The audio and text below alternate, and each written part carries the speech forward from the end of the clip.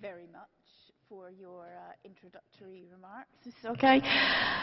Jeffrey Sachs, your turn. The relationships between SDGs and human rights from your perspective and your professional field.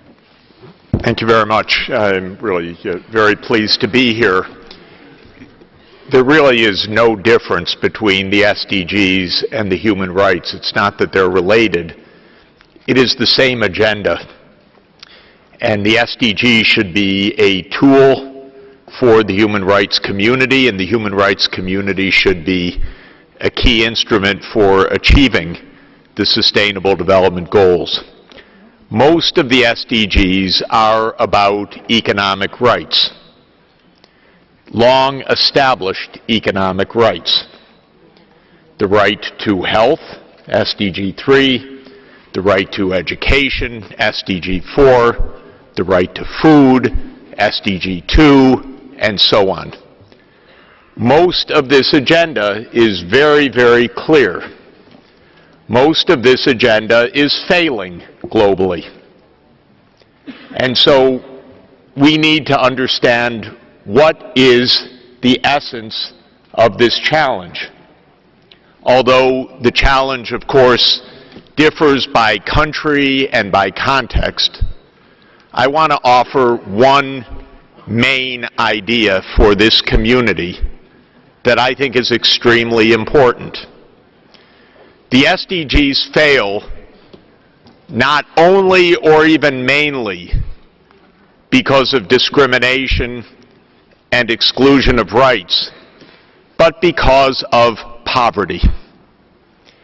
And we need to face up directly to the fact that in very, very poor countries, people and governments do not have the resources available to ensure universal health care, universal access to education, universal decent nutrition, and so on.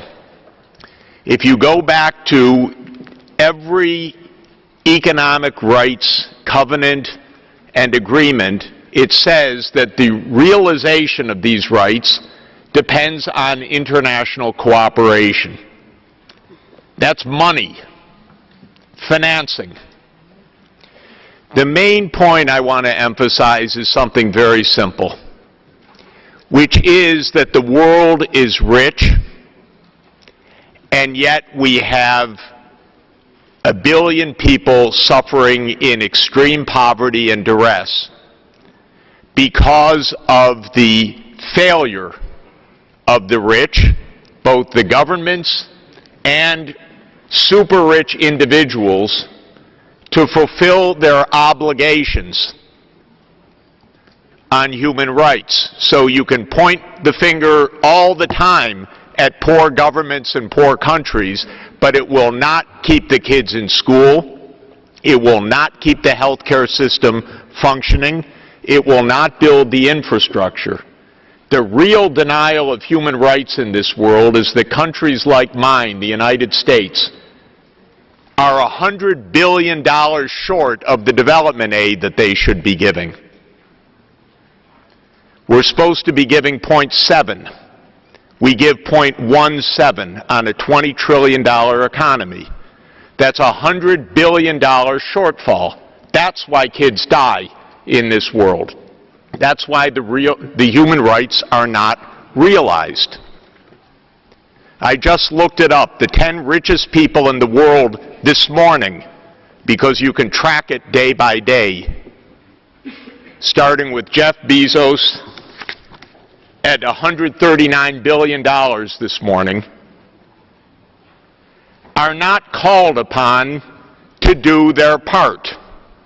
Bezos, Bill Gates, Michael Bloomberg, go down the list of the top 10, it's $720 billion for 10 people.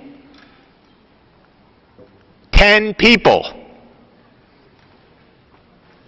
How easy it would be to fill the coffers of the Global Fund to fight AIDS, TB, and malaria, which is begging for funds.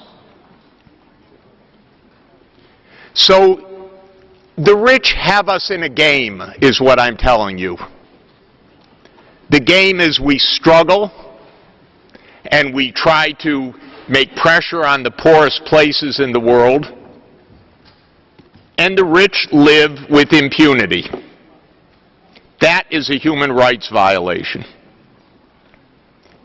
If the rich countries have promised 0.7 and they deliver 0.3, do the calculation. It's easy. That's a gap of 0.4 of 1% of GDP on a combined GDP of $50 trillion. That is $200 billion a year short.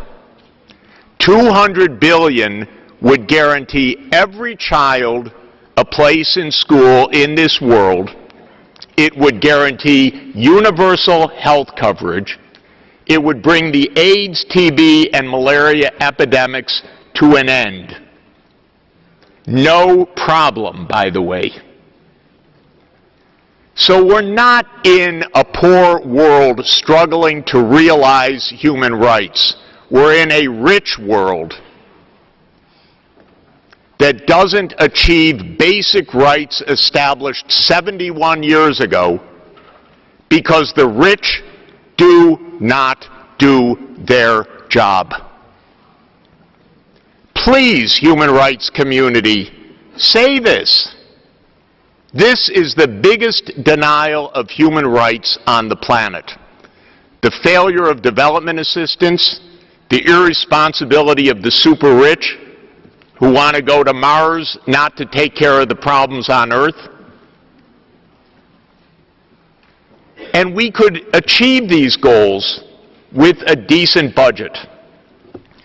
I wanted to show you very, very quickly in the end just a couple of slides. I know that by the people viewing cannot see this, but people in the room, I hope you could look. If you could just advance the slides, one more. The IMF and my team worked together this past year to calculate how much it would actually cost to achieve the SDGs.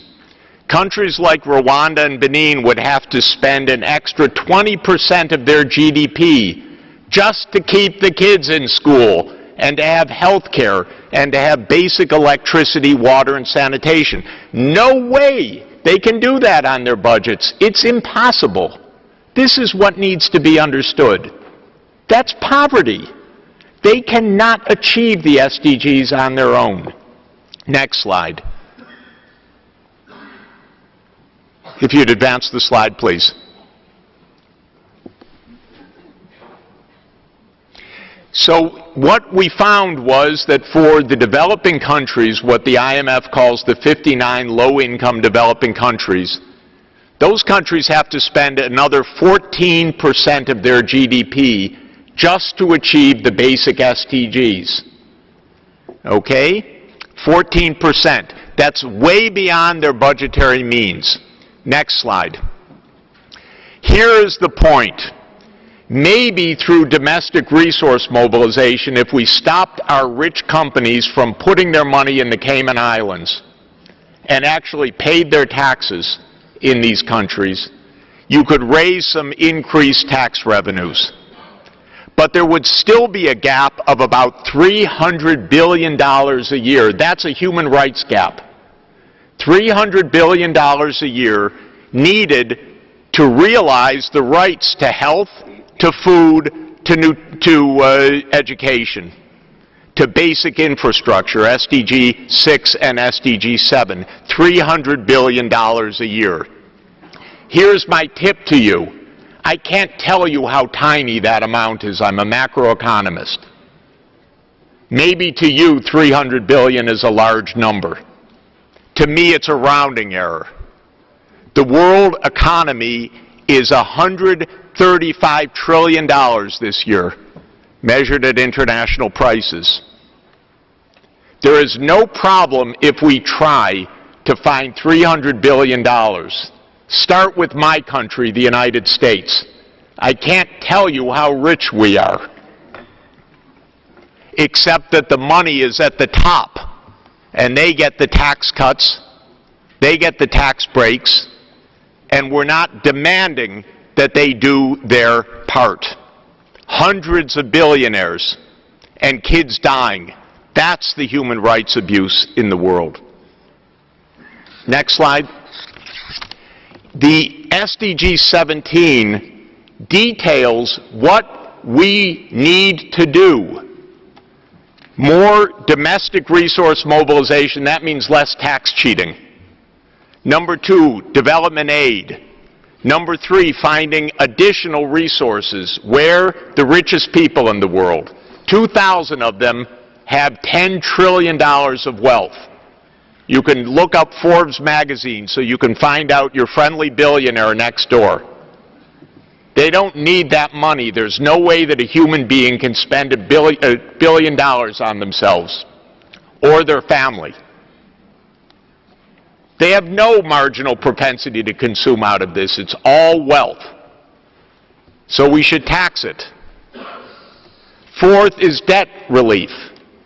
These are part of our objectives. Next slide. As I mentioned, the development aid, Denmark, our host, is at the top of the list. They fulfill the obligation. Sweden, Luxembourg, Norway, Denmark. Though with Luxembourg, I'd point out how much they channel hidden profits of companies. That's a tax haven. But they also give a lot of aid. But it's mainly a tax haven. But the DAC as a whole gives just 0.3 of 1%. Next. The billionaire's wealth has gone up 7 times since the year 2000. The billionaire's wealth has gone from 1 billion to 1 trillion to 9 trillion in nominal dollars. $9 trillion for 2,200 people.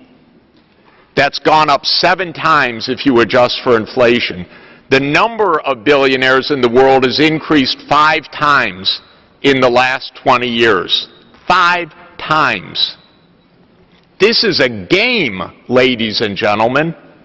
We know how to make the SDGs work. But when I go to the Global Fund, as I did yesterday, and they tell me they can't find a few $1 billion to keep people alive with AIDS, TB, and malaria, I'm happy to introduce them to the billionaires.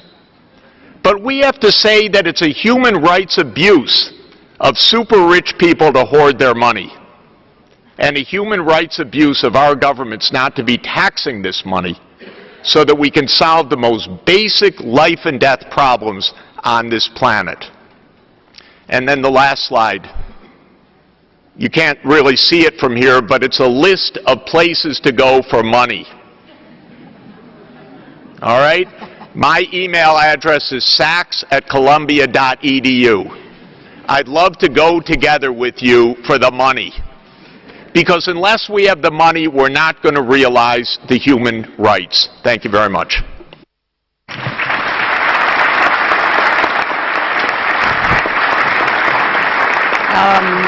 Thank you very much, Professor Sachs. I'd love to be a fly on a wall with you making the same points in Manhattan one of these days. Our final panel